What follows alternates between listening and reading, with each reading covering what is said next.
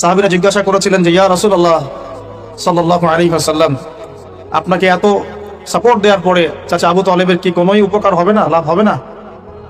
নবীজি বলেছেন সাল্লাল্লাহু আলাইহি ওয়াসাল্লাম, আমি না থাকলে আমার চাচাকে জাহান্নামের একদম অতল তলে রাখা হতো।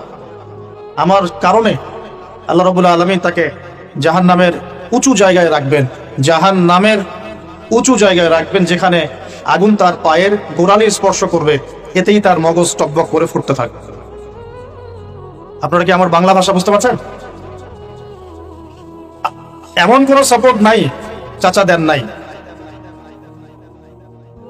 মক্কার প্রায় 13 বছর যখন দাওয়াতি কাজ করছেন নবী সাল্লাল্লাহু আলাইহি ওয়াসাল্লাম, মানুষ গালি দিচ্ছে, কেউ থুতু নিক্ষেপ করছে, কেউ নামাজরত অবস্থায় মাথার উপরে উটের নাড়ি ভুঁড়ি চাপিয়ে দিচ্ছে, কেউ বলছে এই ব্যক্তি জাদুকর, এই ব্যক্তি গণক, এই ব্যক্তি মিথ্যাবাদী, নাউজুবিল্লাহ, এই ব্যক্তি ফারিকুল জামাত বিভক্তকারী, এই ব্যক্তি মাজনুন, পাগল।